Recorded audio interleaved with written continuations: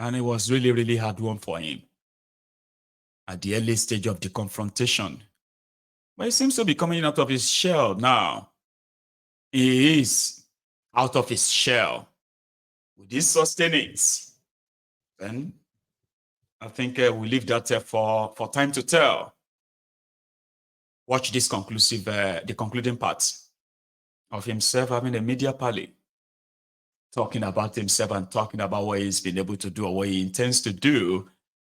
And all thanks to the fact that he's been able to do away with the Wike. Wike who is also getting ready, counting days for the showdown in Rivers. But yeah, Fubara. Second phase, first phase. There is nothing like a first phase. What we had in the state was doing a bridge that connects Degema to Krakrama.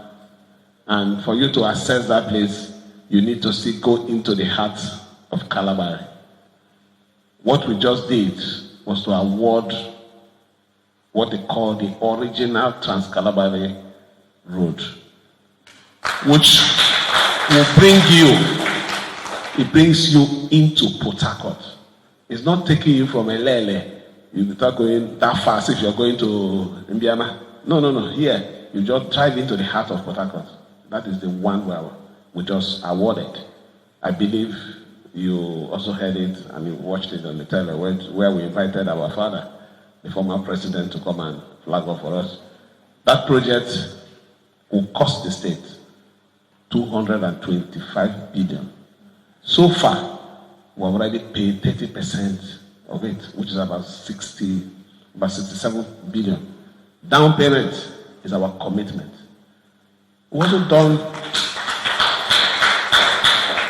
done one other major project, which is the Elele Ebeda Omok. For those of you that go to that axis of the state, if you're going to Omok, from there you can also access Imo. You will notice that from the Elele axis, that road is a trunk A road, but it's bad. In fact, it has been a death trap. A lot of crimes have been committed there. So we're also dualizing that road. That particular road is costing us about 80 billion. For that one, we have also commenced work, awarded to a contractor, and paid 50%. This, you don't even need to be an accountant. Just check the money there. You can imagine how much we have spent. Apart from the ring road that we took a facility for, these other ones were projects that we have paid from our savings. When we came on board, the first thing we had to do was to work to see that we improve our IGR. And by the grace of God, the savings at that time, from when the IGR improved, I don't need to go and spend money to anybody. I want to spend the money for Rivers people. So I've been saving. Maybe that is why they say I'm a bad person. But if at the end of the day, what counts is the project that you deliver, project that will change the life of Rivers State, project that will change the face and the economic status of the state, things we want to do in the health sector. We came in and met forget about what you read and what you see, the issue of hospitals, cancer, mother and child.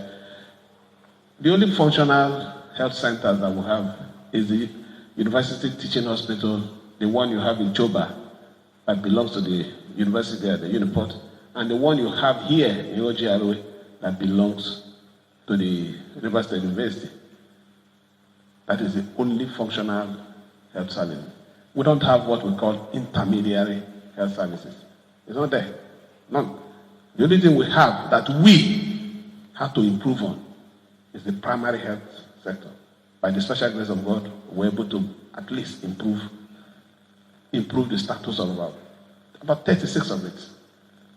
So we already have the target of making sure that in the next 1 month or so, there will be active activities in improving the status of the tertiary, moreover, in fact, the intermediary. So I wanted him to say all of that to you.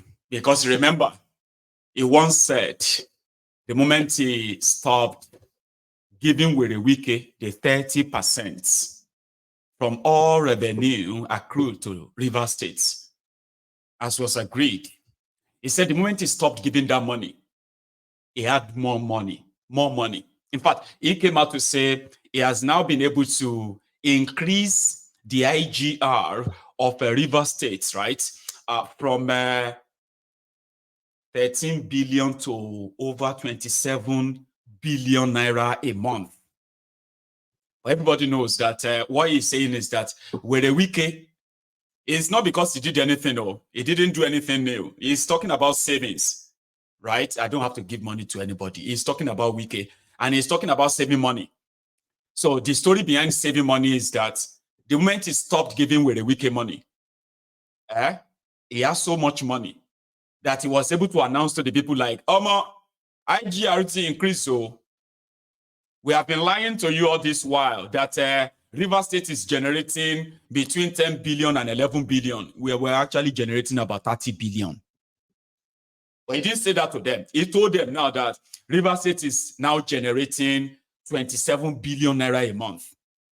And that would be like over 300 billion a year next to Lagos. All he did was just to stop giving money to Wike. And Wike has no access to that money anymore. He has so much money that he could award the road contracts of 200 billion naira and still save money. And still be able to make deposit of over 30% and all that. That's why I wanted him to list all of that. But just remember, he became governor because he was helping Wike to snatch away the stolen River State money. And that is also like El Rufaya. They have something they have same thing in common. El Rufaya stole 423 billion. Wike, when EFCC was looking for Fubara, they were looking for Fubara because Wike stole 430 billion. Now only 7 billion, you take more. Right. Tifnumbu saved Wike, and he could have saved El Rufaya too. Anyway, Shash, don't forget. So if you think Fubara is turned a good leaf, he now loves rivers. Well, I go there here. When the Kasala will also blow, and when the rest of you are going to tell Fubara, we stood by you when Wike was fighting you. We will show you that this is River State. I will be here. And will be. Because I've seen this happen many times. So I have something for those of you who came back and kept firing me. Somebody sent this to me and said, Mayegun, don't ever try that again. To try to defend anybody who actually gave their public support to APC by bringing Tifnumbu and these murderous kleptomaniac criminals to power. When we want to react to them, please, Mayegun, don't ever try again. Don't ever stop us.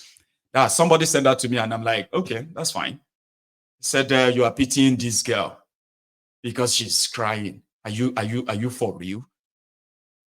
Now they send me this video. Happy birthday. Thank you so much. Today is your birthday, Abby. Happy birthday, Charles. Happy birthday, Charles. No. Birthday. My movie director. I'm loyal, man. You're not loyal. I'm tired of you.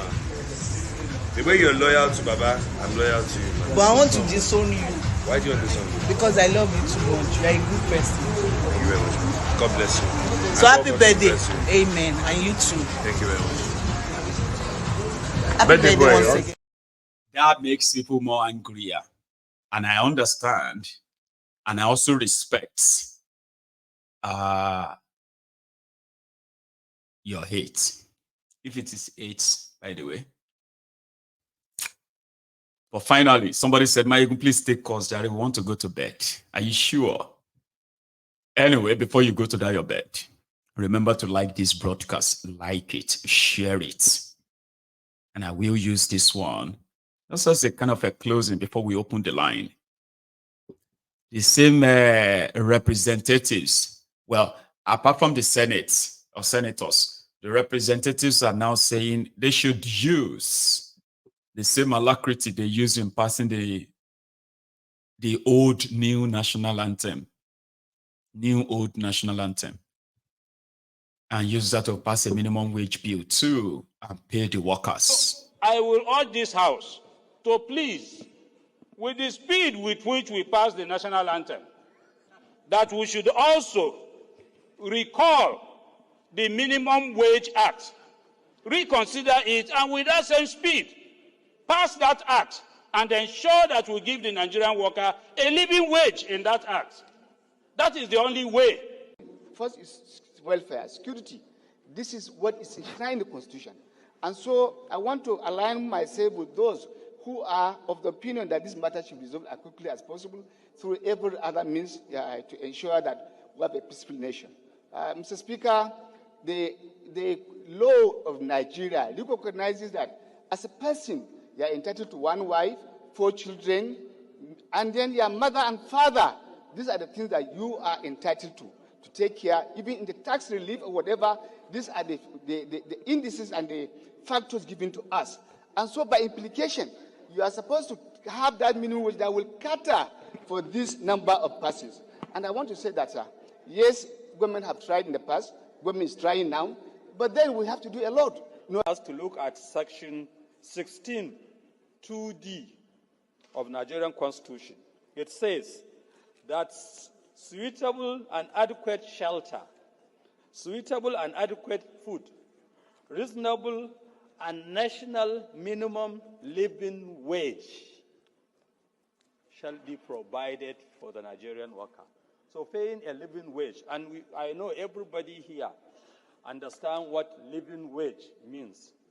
There is a difference between minimum wage and living wage. What Nigerian worker... Do you understand the difference? Minimum wage is like the minimum that you can be paid. But your minimum wage must never be lower than a living wage. A living wage is that what is considered adequate for a family of 4, okay, to be able to afford your food, your what do you call it, your medical supplies, your transportation, your rent, and then basic things, and be able to pursue your own happiness from what you are earning. Well, all you have in Nigeria is called their slave wage, and those guys sounded like they care. Anyway, thank you so much for all of that. I implore you to drop your offerings, okay? Like the video, like the broadcast. If you have already done that, don't do it again. And you can grab your phone, right? And then call in to say your own piece when I come back from this break. So also, to those who are asking me for, Mayegun, what's that link? If I really want to send in my own support for your program and all that, I have managed to share them again based on request. I've shared them in the comment section. Use them. And I'll tell you, for every support, right, there is always going to be a kiss from me. Like that, to say thank you. Oh, and thank you, by the way. I am going to be back in a minute or two. And if you are going to be part of this, you can call in anytime now. Don't go anywhere.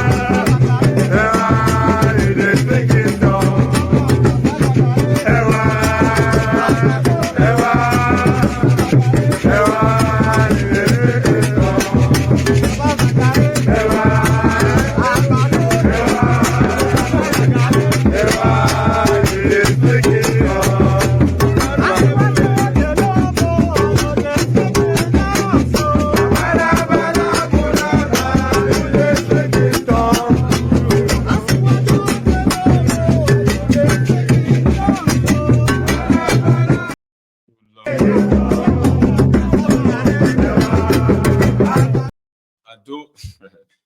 Thank you so much. And saving our time, I do have my first caller though. Hello, can you hear me? Yes, my General. Good evening, sir. Good evening, sir. How are you? Yeah, I'm fine, the General. How is family? How is your wife and your kid? Well, we thank God we are here, How are you? I'm doing fine. We thank God. Yeah, a day without my good General, something special is missing. It's not complete. Tell me about it. Yeah, it's not. Like I always say, you always give us the hope that a good people exist. No matter how the evil people try to overwhelm the good people, but there are still good people in the world. Sorry, excuse me. Yes. Go on. Yeah. You always give us that instinct that all hope is not gone. Despite the system is everywhere. The system is everywhere, even in the bank, even in the judiciary, but Mayagu is there. The voice is there. The voice is there. And we appreciate. Day by day, day in, day out, different topic. Day in, day out, different topic. Meanwhile, other people are there creating content. But Mayagu is here. He choose to enlighten us. He choose to educate us in a different way, with a language all of us we understand. And that is what we want, not content. God will bless you, God will strengthen you, and your strength will never fail you, Mayagu. Amen. And we are here to always support you. Yeah. Thank you so much. Thank you so much. You have a good one, Baba. All right. Thank you very much for that. So that's Polapenga, in case if you sort of wondering what was that. Okay.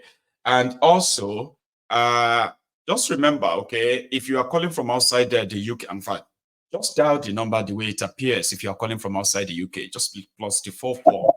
Hello. Hello. Hello, sir. The General, good evening. Good evening, sir. Yeah. In fact, my name is Kachi. Kachi, did you say? Yes, Kachi. I'm calling from Canterbury in Kent. In Kent. Yes. Kachi, sir, how are you this evening? I'm very, very fine. Grand. And thanks so much for calling in, though. Yeah, please. I'm very, very delighted, listening to your program. In fact, I've been on it throughout the day. I'm off from work, so I've been listening to your program, going to the past ones that I missed, and I must tell you that I'm so delighted, so happy for the work you're doing. May God continue to bless you, protect you, and keep you for us. Amen. In fact, just to digress a bit, I've had, there was a time that Baba Ahmed said something. He said that he could say one or two things about Shetima that could destroy him. Shetima never responded to that up till now. Never. And there was a time he made a statement again that I think recently he could say one or two things that could destroy the Prof. And he never responded to it. So I kept wondering, could it be there is something this man knows that we don't know about? Could it be that I think there must be something he knows that, and these people don't respond. So I keep, wondering. It's been, I've been thinking about it. What would that be? Instead of responding to him, they will be calling on Obi to talk to them and correct your people. Correct? They will say Obi is the one to be punished. Exactly. Instead of responding to him. Exactly. So I've been wondering, what is it? It could be that this man knows something that we don't know about.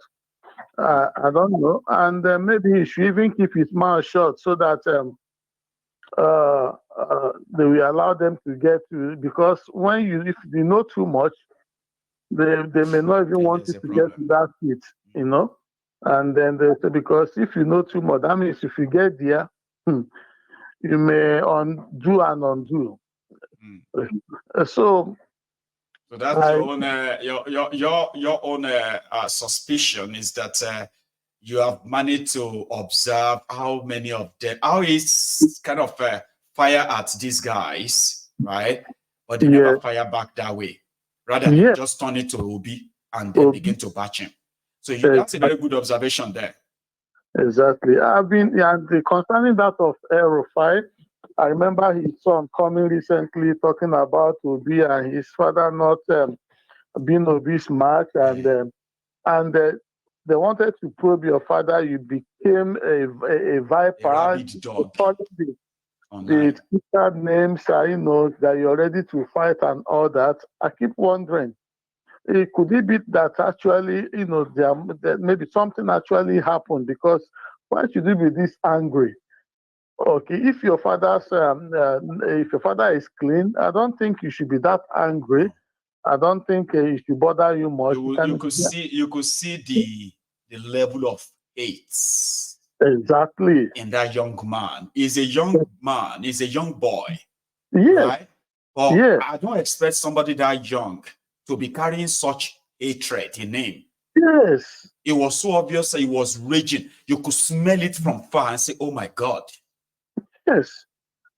So I said, well, and I know this father has some influencers, some to try and whitewash him. Even some pastors, from this southern part and influencers. Even recently, I don't so much hear or see Omojua comment any, because I know that that's one of his disciples. He doesn't talk much again. I hardly see him on Twitter. They are irrelevant. Majority of them are now irrelevant. Yes. Because more people are now aware, okay, of what is going on around them. And they can easily tell those who have been taking them for a ride simply because they are young people too. And majority of them who also put everything they had inside the APC. Today, they are actually irrelevant, except in the circle of those who are still patronizing them. So if people like that come out to say they want to whitewash El-Rufai, people are already aware that there are people who wanted to whitewash him. So these days, you must have nothing anymore, nothing valuable to you in life anymore before you go and take a gig from El-Rufai to help them whitewash him online. It is that bad now, that bad, because people are more aware now. Yeah, exactly. You remember our man now, Sega? Oh, I love Sega. Yes, Sega Link. Oh, the moment he came for, do you see what happened to him? Yeah, somebody who used to rally around, you know, with so much respect. Immediately, Atiku, was no longer an option. It became something else. So I don't know. In fact, some people we actually, hoped on. People we thought that, we are there for us. Yeah, to remain steadfast. But it be like the shege happening in that country. Behind the scene, there are so many people who are like standing today that won't stand for long because of the economic challenges, their life challenges, and they will figure it out later and say, well, I don't think I am cut out to fight for people. And they will unleash. That's why I said, stop looking for people to come and fight for you. If you can't fight for yourself, you are setting yourselves up for people who are going to take advantage of that and say, I'm a human rights fighter. I'm a this or that. Once they cash out, they will drop you like a used tissue. Nobody should subject themselves to that. And I'm glad that a lot of people are actually learning that and making some of these answers relevant politically. I like it. Yeah, it's true. The last election actually revealed a lot of things, and then it showed the true color of many people. Many. And then we then know those that are actually fighting for the people. Okay, people like Jimmy D2. I always follow his program. Yes, for Buhari, he supported Buhari the first time, but later he realized, that he wasn't an option. He changed, and those are the kind of people, that they actually wanted something good for the country. Okay, not that because of sentiment. Personal gain. Yes, but there